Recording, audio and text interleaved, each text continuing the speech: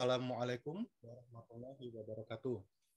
Alhamdulillah, bersyukur kita kepada Allah karena pada hari ini kita masih diberikan kesempatan, kita masih diberikan umur untuk sama-sama kita bertemu dalam rangka kita melanjutkan pembelajaran kita.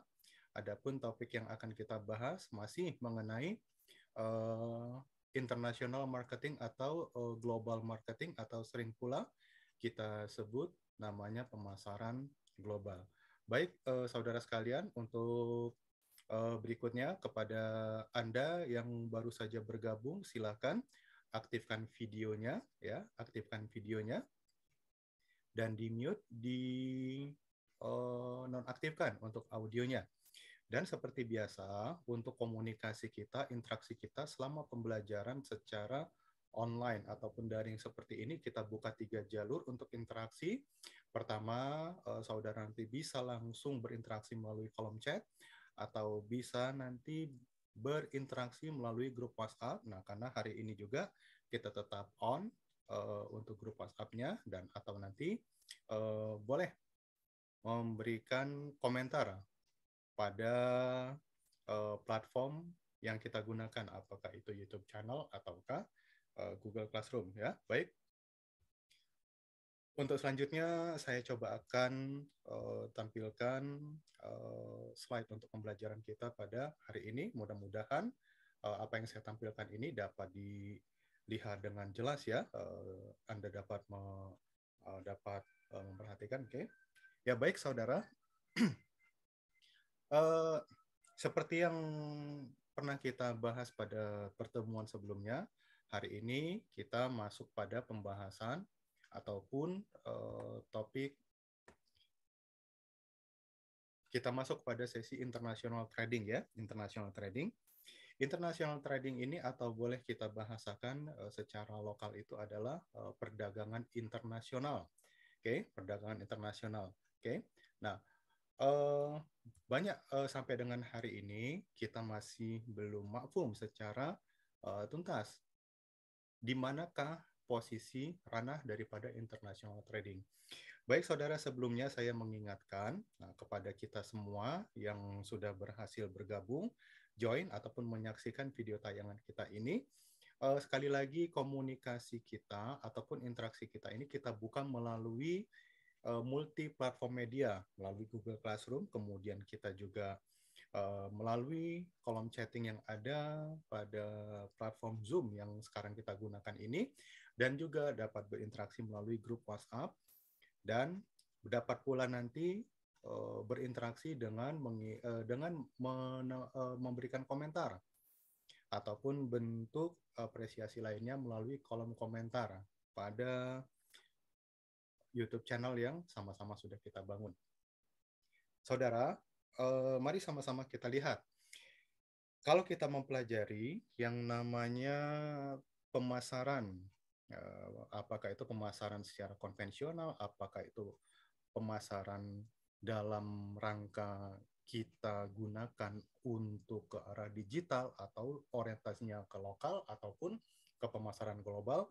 Pertama, mari sama-sama kita lihat yang namanya marketing. Kita dapatkan ada 3 alur proses daripada marketing itu, ya. Nah, pertama, marketing itu dapat kita lihat secara prinsip, nah kemudian dapat kita lihat secara proses, dan kemudian adalah action-nya. Artinya apa? Tindak lanjut daripada prinsip dan proses itu. Action-nya ini berupa sales atau penjualan dan transaction, gitu, ya. Nah, tanpa adanya action seperti ini, nah jadi dapat dikatakan yang namanya keseluruhan rangkaian kegiatan pemasaran atau marketing itu adalah sia-sia jika tanpa ditutup dengan yang namanya market action.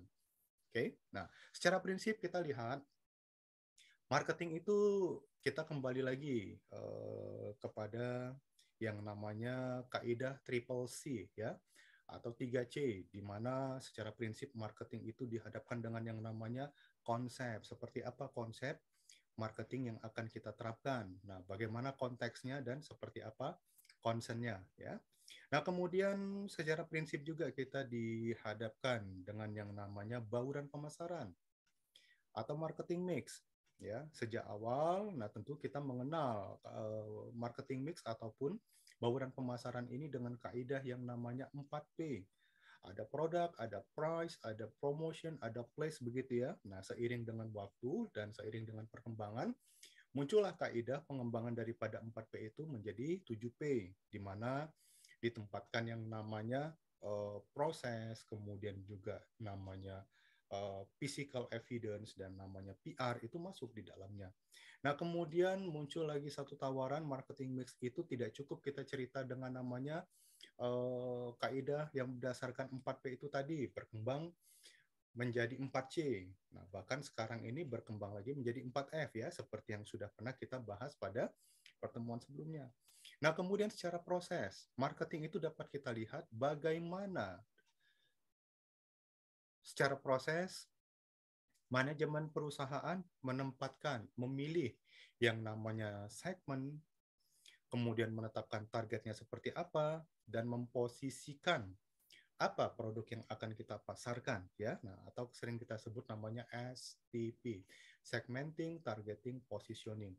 Dan bagaimana perusahaan ataupun institusi ataupun para pemasar ini membuatkan satu perencanaan strategik untuk kepentingan marketing, dan bagaimana manajemen perusahaan atau pemasar membuatkan yang namanya program ataupun mengelola, menempatkan seperti apa program-program marketing yang akan kita implementasikan, ya. Nah, dalam pemasaran global, seperti apa bentuk market action-nya ini, seperti apa? Oke, nah mari sama-sama kita lihat.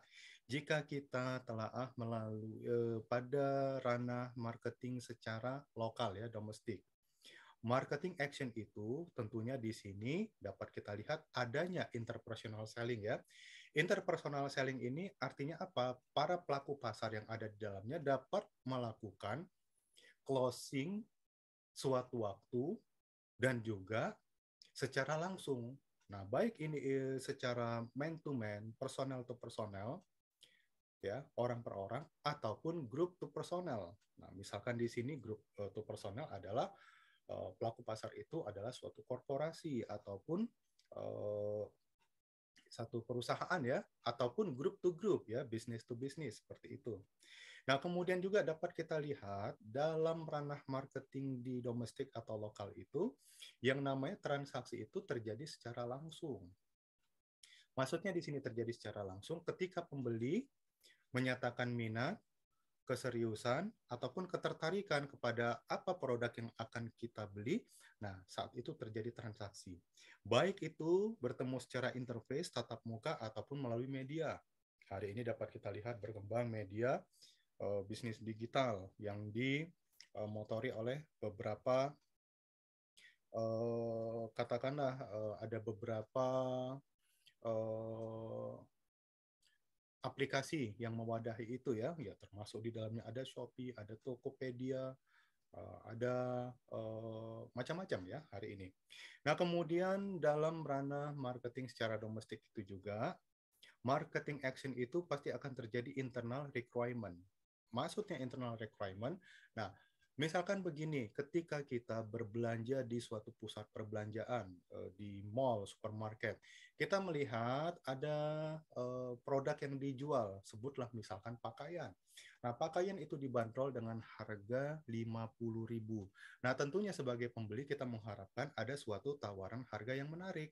Nah, kita punya hak untuk menawar pada saat itu juga. Nah, misalkan kita tawar dari harga 50.000, kita mengharapkan ada harga yang lebih turun, misalkan 30.000 atau 40.000. Nah, kemudian pada saat itu si penjual mengatakan, oke, kalau begitu beli aja 3 potong pakaian, harganya hanya 100.000. Bandrolnya tetap 50.000. Tapi kalau kita beli 3 hanya bayar 100.000 ya. Itu seperti itu kalau kita melihat contohnya.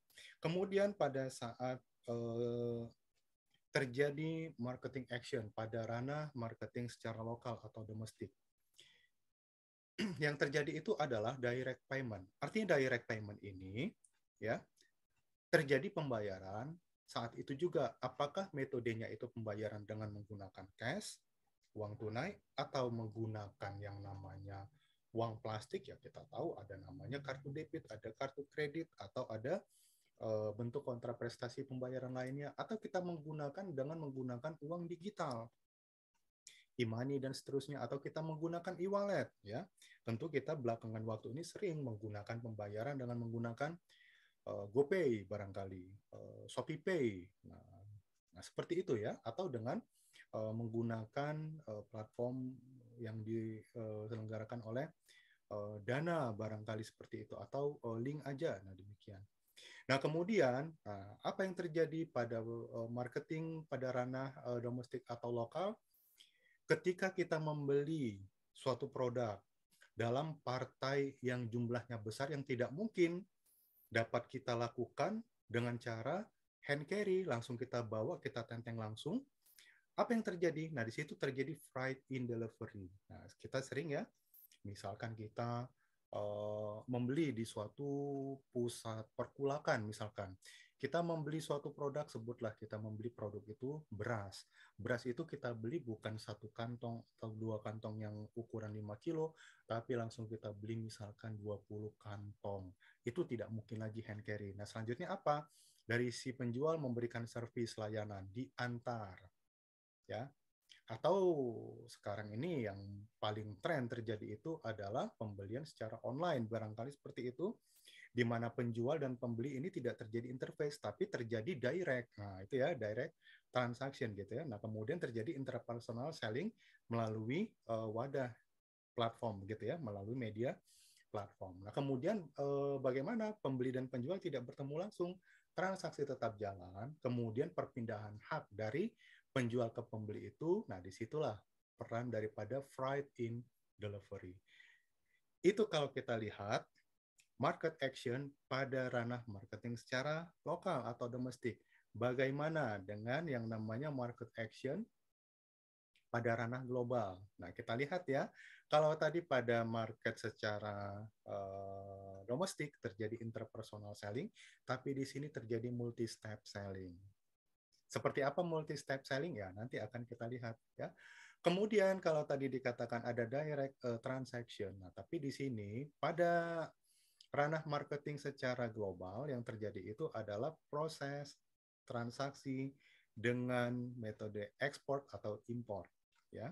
Nah, kemudian pada ranah global juga berlaku yang namanya international regulation atau regulasi secara internasional. Artinya aturan-aturan yang tidak hanya berlaku pada di suatu negara tertentu saja. Nah, negara sebagai pembeli atau importer begitu ya, importer tidak hanya berlaku pada negara si importer saja.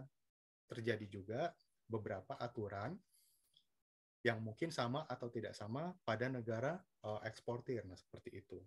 Nah, pada pemasaran internasional atau pemasaran global, pembayaran itu absolut itu full banking authorized ya. Nah, jadi tidak ada pembayaran secara direct, ya tidak ada pembayaran secara cash.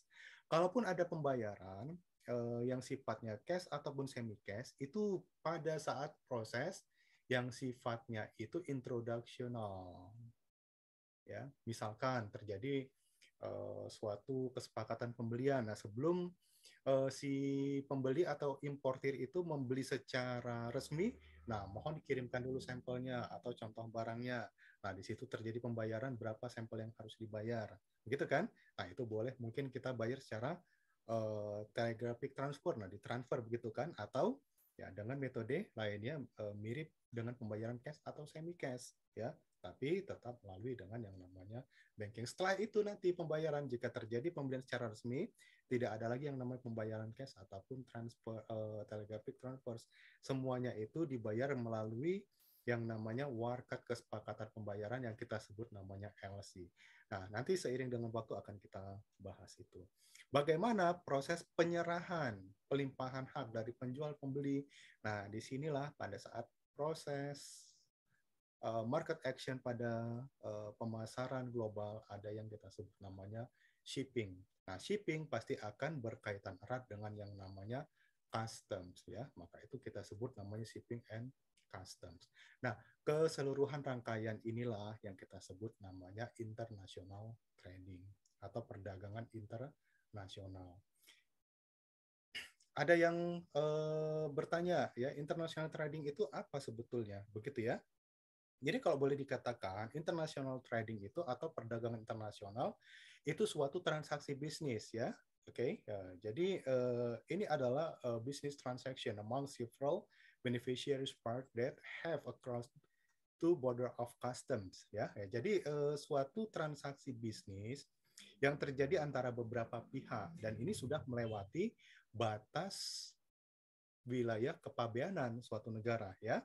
Oke, nah di sini tolong perhatikan ya, di sini untuk sifatnya itu involve international regulation and any requirement inside it ya. Nah, jadi di sini memang betul-betul melibatkan yang namanya aturan internasional dan atau syarat-syarat yang berlaku di dalamnya ya.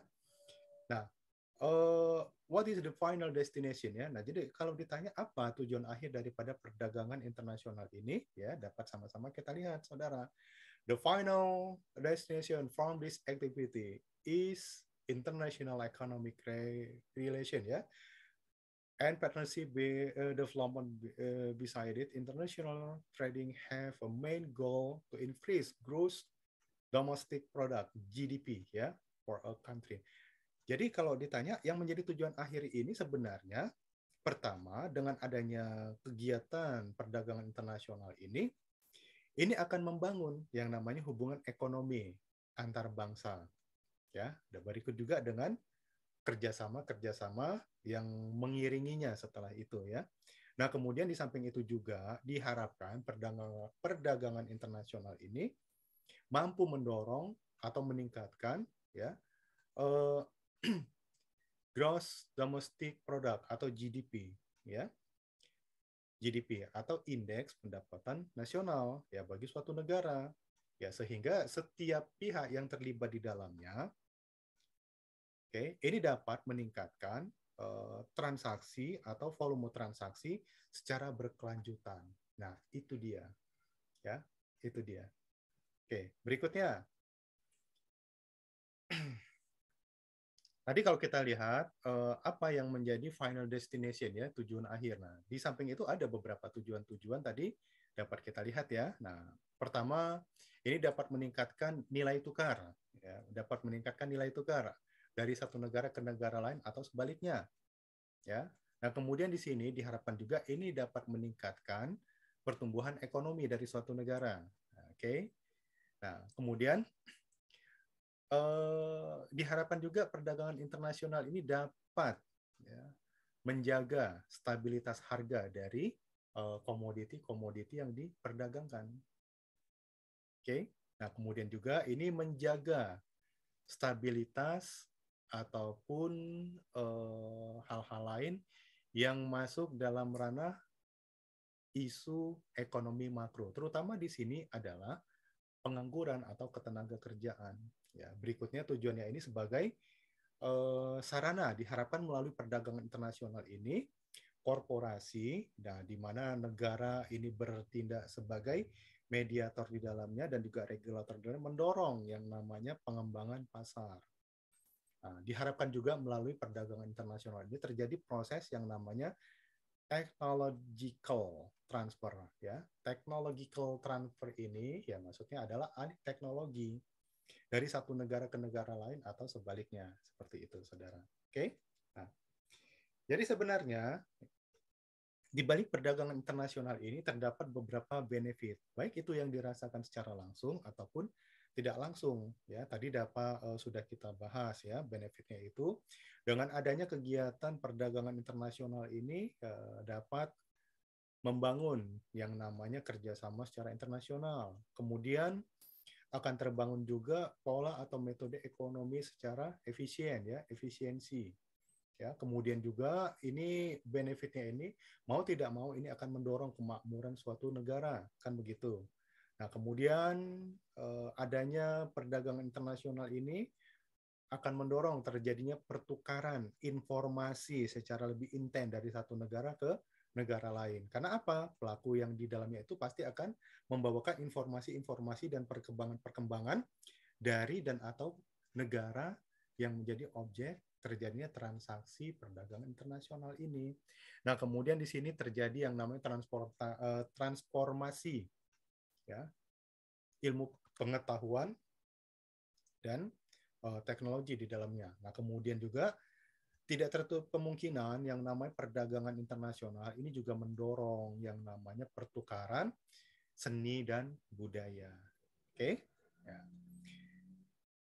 Kemudian kita lihat dulu ya, sebenarnya tipikalnya dari perdagangan internasional ini seperti apa? Nah, ada yang tipikalnya itu adalah secara langsung berorientasi pada aspek komersial gitu ya. Nah, inilah yang disebut nanti akan memunculkan ekspor dan impor. Nah, kemudian juga ada yang bentuk tipikalnya ini adalah barter. Ini nanti yang mendorong munculnya intermediation trade ya, atau perdagangan secara intermediasi. Nanti seiring dengan waktu akan kita bahas ya, ini seperti apa. Oke. Nah, jadi alasan-alasan kenapa international trading ini perlu atau menjadi satu keharusan bagi pihak-pihak yang ada di dalamnya, baik itu dalam tataran ekonomi secara mikro ataupun makro begitu ya. Nah, yang menjadi alasan ini apa sebenarnya? Nah, ini adanya perbedaan atau komparasi yang namanya sumber daya alam yang dimiliki dari satu negara terhadap negara lain. Nah, contoh misalkan Indonesia hari ini dikenal dengan negara penghasil, salah satu penghasil kelapa sawit terbesar di dunia. Walaupun kita bukan nomor satu. Artinya apa? Tidak semua negara mempunyai potensi kelapa sawit. Nah, hari ini dapat kita lihat, kelapa sawit itu menjadi salah satu alternatif raw material untuk produksi yang namanya bahan bakar berbasis biological atau biofuel gitu ya. Nah, kemudian alasan kenapa dilakukan perdagangan internasional ini, pengembangan ataupun perkembangan ilmu pengetahuan dan teknologi. Oke. Nah, hari ini dapat kita lihat teknologi digital hari ini berkembang demikian pesatnya. Nah, tentunya kita lihat beberapa negara produsen perangkat komunikasi digital hari ini, wah ini akan dapat kita lihat luar biasa mendapatkan keuntungan yang demikian besar dan pesat gitu ya. Nah, kemudian alasan kenapa international trading ini dilaksanakan, adanya oversupply of production. Oke, nah hari ini dapat kita lihat. Kita ambil contoh misalkan negara seperti Vietnam. Ini adalah salah satu penghasil ataupun kalau boleh dikatakan produsen beras terbesar di Asia hari ini, gitu kan? Oke. Kenapa dikatakan terjadi oversupply beras di negara itu? Ya kita lihat, negara ini seperti halnya negara Indonesia. Masyarakatnya, makanan pokoknya ini beras. Nah, tapi kalau kita lihat populasi penduduknya, siapa lebih besar? Vietnam atau Indonesia? Indonesia jauh lebih banyak jumlah populasi penduduknya. Begitu ya. Nah, kemudian kebutuhan konsumsi beras antara dua negara ini, siapa lebih besar? Indonesia lebih besar konsumsi atau kebutuhan konsumsi beras dibandingkan negara Vietnam. Akhirnya Vietnam ini mengalami kondisi kelebihan produksi beras. Nah, inilah alasan Vietnam melakukan ekspor beras ke beberapa negara, termasuk salah satunya adalah Indonesia. Oke. Kemudian apalagi yang mendorong suatu alasan yang mendorong terjadinya perdagangan internasional? Kita lihat masyarakat global hari ini terkoneksi dalam satu ranah media digital. Dengan demikian, berbagai informasi ini terjadi saling silang pertukaran informasi dan itu cepat sekali, ya. Proses ataupun alur transformasi komunikasinya ini cepat sekali. Nah, dengan demikian ini mengundang yang namanya hasrat dan juga ketertarikan beberapa belahan komunitas warga dunia. Nah, hari ini dapat kita lihat, begitu kan? Nah, selama pandemi, pariwisata kalau boleh dikatakan lesu. Nah, setelah berangsur-angsur, pemerintah Republik Indonesia menurunkan status PPKM dari PPKM level 4 sampai berangsur-angsur sekarang ini menjadi PPKM level 2. Pariwisata sudah boleh dibuka. Begitu kan? Nah, apa yang terjadi? Nah, cerita tentang Bali itu dalam sekejap ini menyebar ke seluruh dunia dan akhirnya hari ini dapat kita lihat ya interest masyarakat dunia yang penasaran dengan yang namanya Bali seperti apa. Nah, ini tidak bisa dibendung. Nah, hari ini dapat kita lihat secara berangsur masyarakat dunia ini sudah mulai kembali mengunjungi Bali walaupun di bawah bayang-bayang warning munculnya strain varian baru daripada COVID-19 gitu ya. Nah, kemudian kita lihat ya layanan komunikasi dan transportasi ya. Nah, layanan komunikasi dan transportasi ya. Kita lihat beberapa belahan dunia negara di dunia ini begitu kan. Nah, dengan pesatnya transportasi dan komunikasi, nah apa yang terjadi? Perdagangan internasional di negeri itu demikian cepat melesat ya. Termasuk juga di negara kita ini di Indonesia begitu ya. Nah, demikian pesat hari ini kalau kita lihat perdagangan internasionalnya walaupun selama masa pandemi. Kemudian alasan diplomatik ya, alasan diplomatik. Ini juga menjadi suatu reason ya, kenapa international trading itu diadakan, dihidupkan, dijalankan. Ya. Kemudian lain-lain ini murni alasan bisnis ya, pengembangan usaha, pelebaran usaha ya, semua-muanya itu memang orientasinya kepada bisnis ya. Nah, kemudian, ini memang perdagangan internasional ini mempunyai beberapa hambatan, kendala di dalamnya. Nah, pertama dapat kita lihat terjadinya perbedaan nilai tukar mata uang, gitu ya. Nah, Indonesia sebagai contoh misalkan ketika intent melakukan perdagangan internasional, ekspor ataupun import ya dengan suatu negeri, sebutlah misalkan itu negeri adalah Tiongkok gitu ya, China begitu ya. Nah, dua negara ini memiliki satuan mata uang yang sangat berbeda. Nilai tukarnya juga berbeda ya. Untuk menyatukan ini perlu ada single currency ya yang sampai saat ini masih ditempatkan kepada US dollar ya. Nah, kemudian kebijakan ekonomi di suatu negara. Nah, ini juga kadangkala ini menjadi suatu hambatan ya untuk berlangsungnya perdagangan internasional.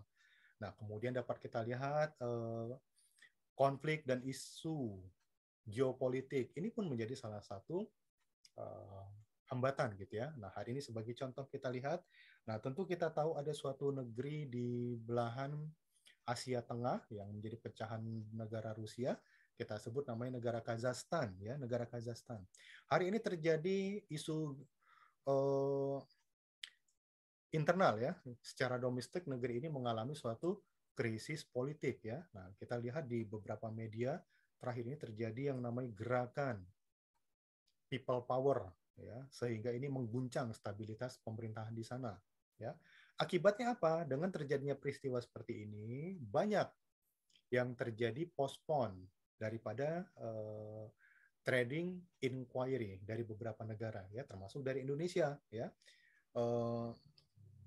Dalam catatan kami saat ini beberapa waktu lalu tercatat beberapa item inquiry permintaan beberapa komoditi dari negeri ini ke Indonesia ya. Salah satunya adalah buah-buahan dan sayur mayur gitu ya. Tapi dengan adanya peristiwa seperti ini mau tidak mau permintaan tersebut terpaksa kita delay ya, terpaksa kita delay dan kita pun sementara waktu postpone dulu sampai kondisi betul-betul stabil di negeri itu.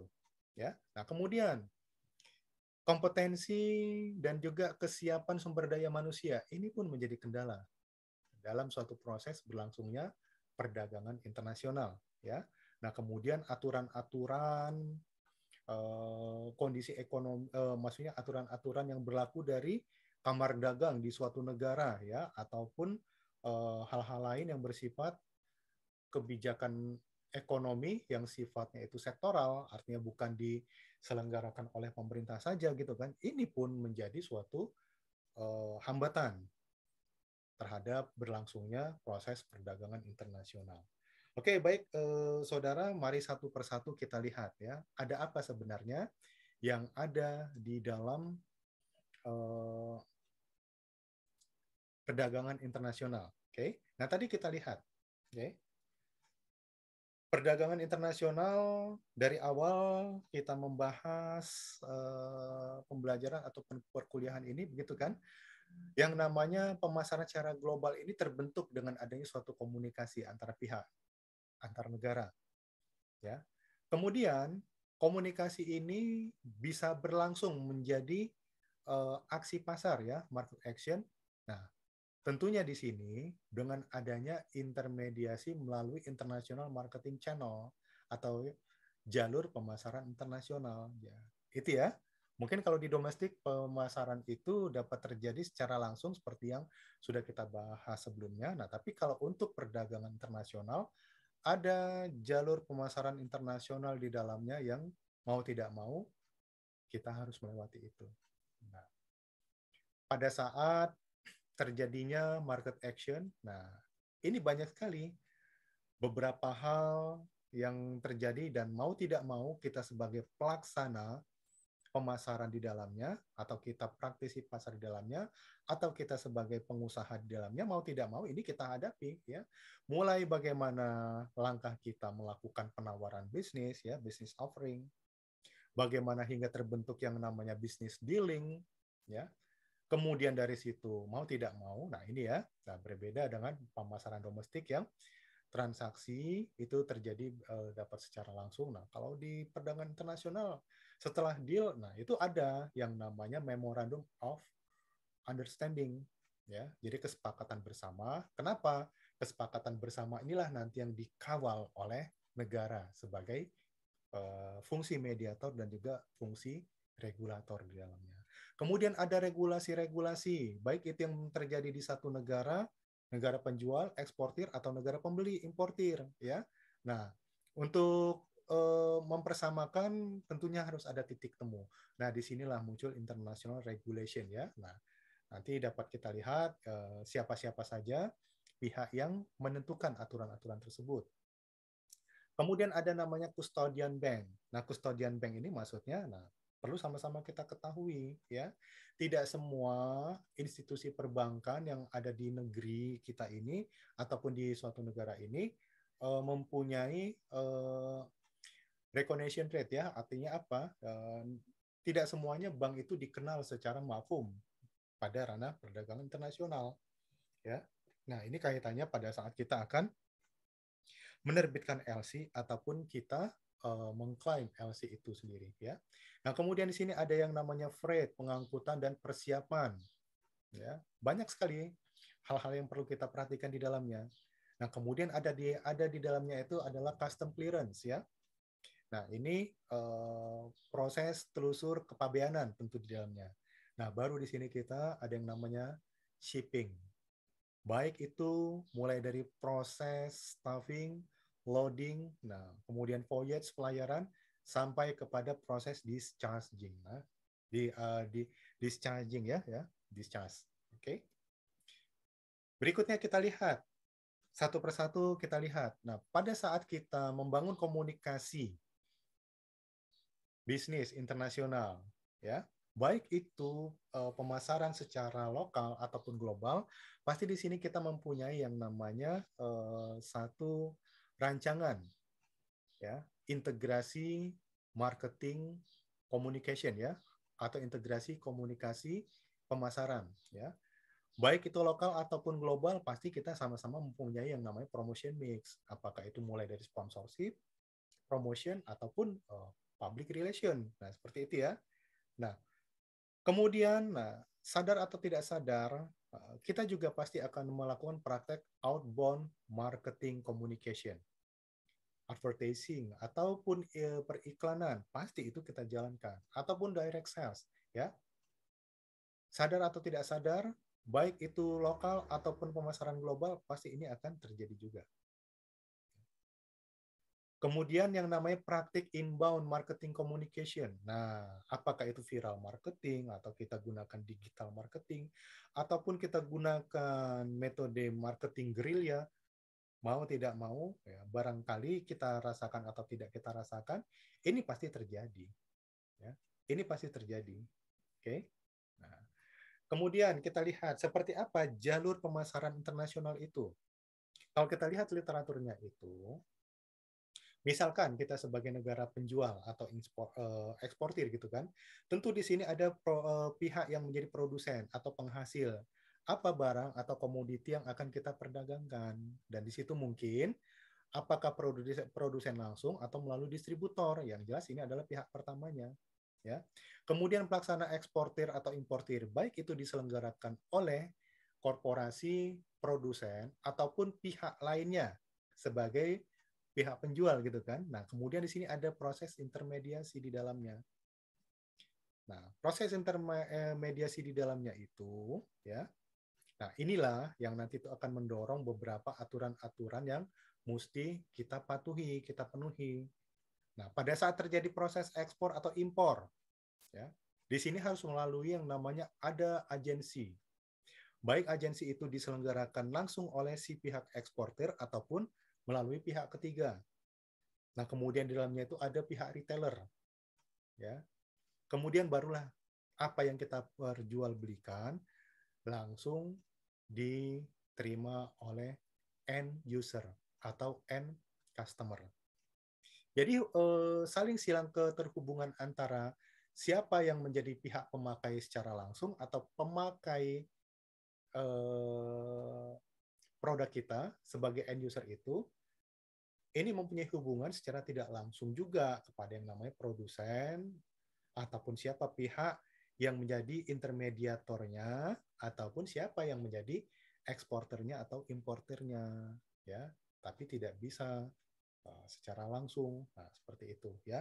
Contoh misalkan hari ini kita lihat, nah yang kita ambil contoh paling mudah adalah otomotif.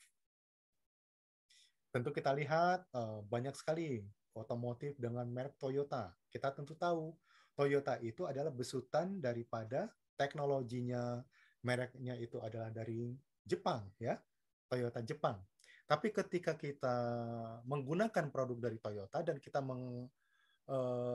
mengalami yang namanya suatu proses unsatisfying ya, suatu ketidakpuasan. Apakah kita langsung komplain dengan Toyota corporation yang ada di Jepang? Oh tidak, gitu ya. Kenapa? Nah, Toyota ini sudah mempercayakan proses penjualannya, perakitannya melalui suatu agen tunggal pemegang merek yang dikelola oleh Astra Internasional. Nah, ke Astra itu kita melakukan proses klaim ya atas unsatisfying kita itu, ya ketidakpuasan kita itu. Oke, begitu ya. Nah, kemudian beberapa opsi yang dapat kita gunakan dalam membangun jalur pemasaran. Nah, gitu kan? Nah, di sini dapat kita lihat, ya. Maksud saya di sini adalah aspek-aspeknya, ya. Aspek-aspeknya, ya. Kita membeli seperti apa jalur pemasaran? Aspeknya apa yang menjadi bahan pertimbangan kita, ya. Nah, di sini yang menjadi bahan pertimbangan kita apakah kita menempatkan atau kita menunjuk pihak-pihak yang menjadi jalur pemasaran kita itu dengan menawarkan biaya yang tinggi. Nah, ini pilihan ada di kita. Kemudian kesanggupan modal ya dari pihak yang akan kita tunjuk tersebut. Nah, kemudian juga ada namanya pengawasan jalur pemasaran. Seperti apa kesanggupan si pihak yang akan kita tunjuk? Seperti apa cakupan pemasaran yang dia kuasai dan kemudian karakter pasar yang dia kendalikan itu seperti apa dan sustainability ya, keberlanjutan. Oke, keberlanjutan ya. Nah, kemudian untuk intermediation channel ini sumbernya juga ada beberapa sumber.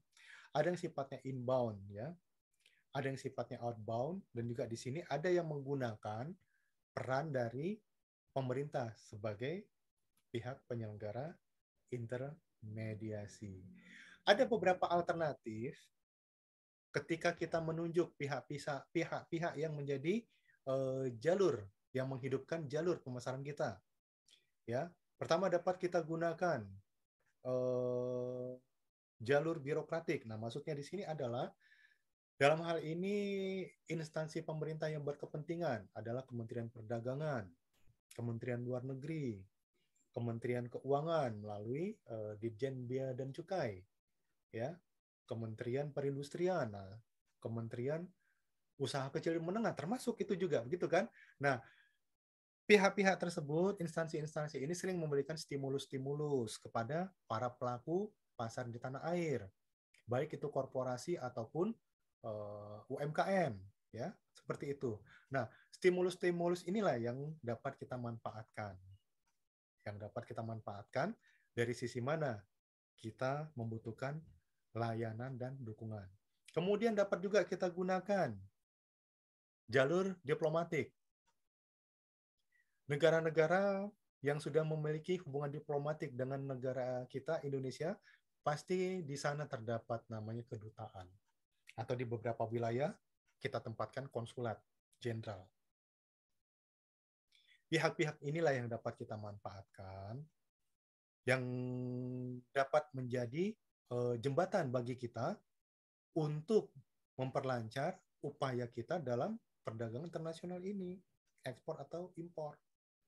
Atau bisa jadi juga kita menggunakan potensi diaspora yang ada di suatu negara. Nah, hari ini kalau kita lihat ada sekelompok pemuda yang membentuk organisasi namanya Persatuan Mahasiswa Beasiswa Jerman. Nah, mahasiswa Indonesia yang ada di Jerman. Ini juga dapat kita gunakan. Ini dapat kita berdayakan menjadi jalur kita, ya, terutama dalam membangun mendorong kelancaran proses perdagangan internasional di negara Jerman misalkan. Atau juga dapat kita berdayakan jalur tourism, pariwisata. Hari ini dapat kita lihat promosi-promosi pariwisata yang digencarkan oleh banyak negara. Seperti kita halnya Indonesia, kita memasarkan yang namanya sirkuit Mandalika. Tentunya akan diangkat juga kearifan lokal yang ada di Mandalika, terutama di Lombok dan di sekitarnya. Ada apa? Ya kan? Ada apa? Kan begitu, ya. Ada apa? Mungkin destinasi wisata lainnya atau kulinernya yang diangkat atau industri kreatif berbasis kearifan lokal setempat atau banyak hal, ya.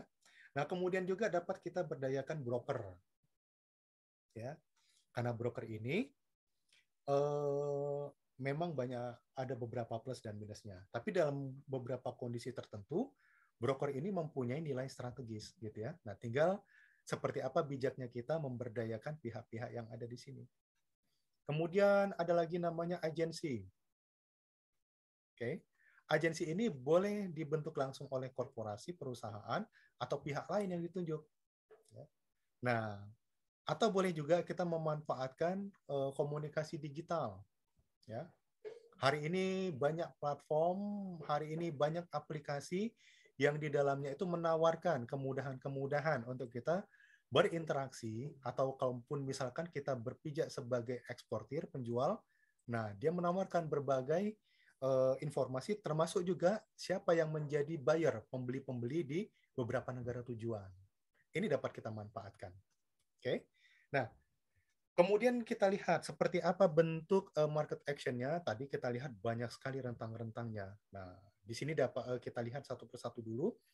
Mulai dari business offering, proses bagaimana kita menawarkan apa yang kita pasarkan, produk apa yang mau kita jual, komoditi apa yang mau kita perkenalkan, gitu ya.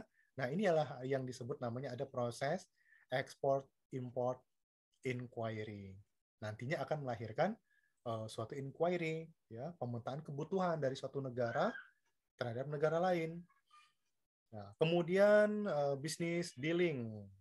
Ini nanti yang akan melahirkan atau memunculkan namanya produk commodity interest, ya. Jadi komoditi apa saja, produk apa saja yang diinginkan. Nah, sehingga wujudnya itu nanti muncul LOI, letter of interest. Ya, letter of interest. Nah, kemudian, tadi sudah kita sampaikan ya, pada pemasaran internasional ini, nah itu tidak bisa sekonyong-konyong. Setelah terjadi dealing itu, mau tidak mau akan kita bangun suatu kesepakatan. Nah, apakah kesepakatannya itu sifatnya bersifat insidental saat itu juga, ataukah ini rutin? Maksudnya rutin itu setelah proses jual beli pertama baik, nanti berikutnya, bulan berikutnya, atau termin waktu yang berikutnya sesuai kesepakatan terbentuk. Nah, disinilah pentingnya suatu kesepakatan. Nah, kesepakatan ini nanti ini yang dimonitor dan kemudian dikawal oleh negara sebagai pihak yang menjalankan peran regulator dan mediator dalamnya.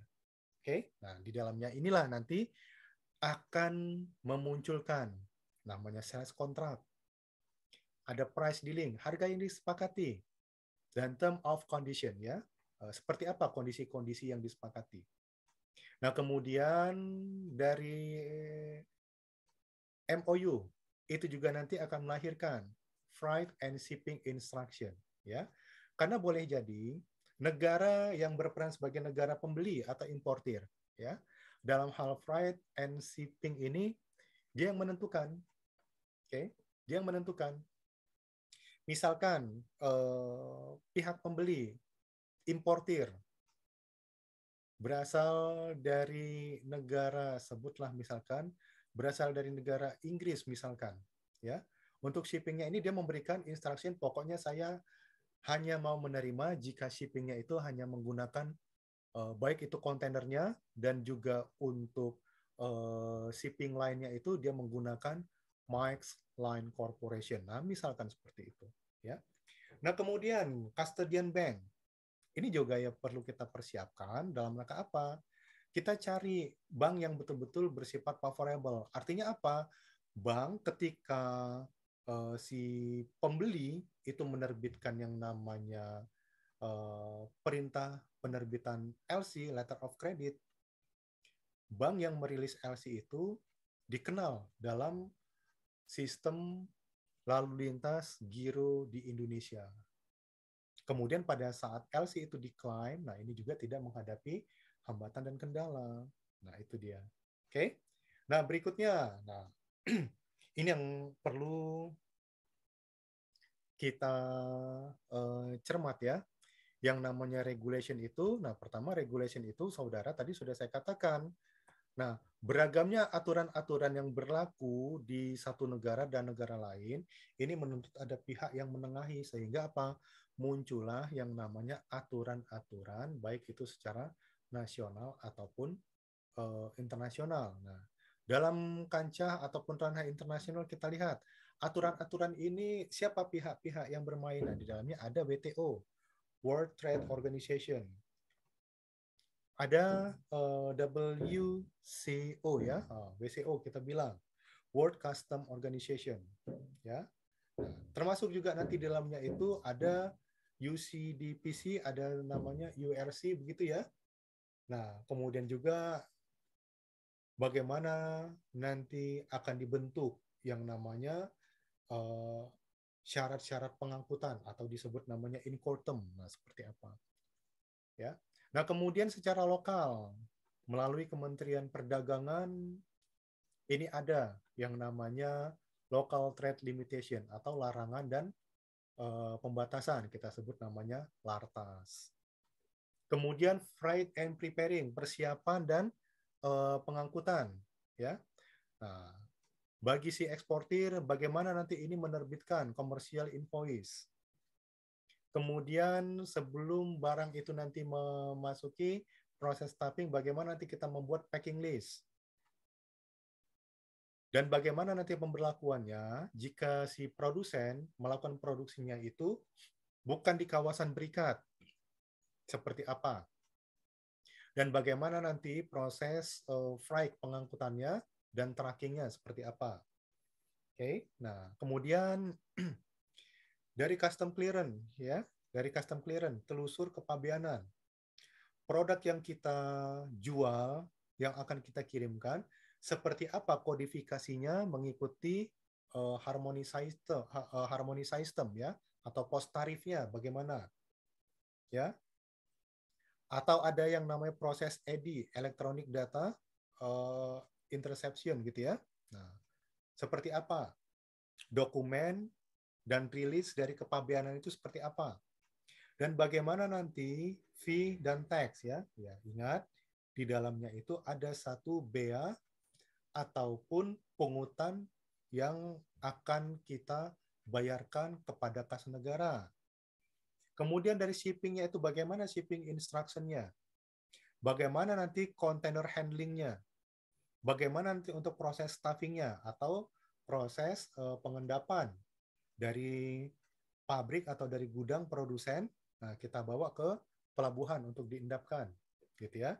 Maksudnya diendapkan, kita tunggu jadwal atau schedule kapal yang akan mengangkut muatan ataupun komoditi yang sudah kita persiapkan. Lalu bagaimana nanti proses loading? Pada saat barang-barang yang sudah dikemas dalam kontainer itu kita masukkan ke dalam kapal. Kemudian setelah pasca proses voyage ya, pelayaran, discharge atau bongkar muat di pelabuhan tujuan seperti apa? Instruksinya bagaimana dan syarat ketentuannya bagaimana. Nah, literatur-literatur seperti ini yang tidak bisa kita tinggalkan. Literatur-literatur inilah nanti yang mesti kita ikuti. Ya. Oke. Berikutnya nanti akan kita bahas beberapa hal apa-apa saja yang harus kita ikuti. Nah, berikutnya saudara, nah di sini nanti kita hadapkan Anda dengan satu kondisi.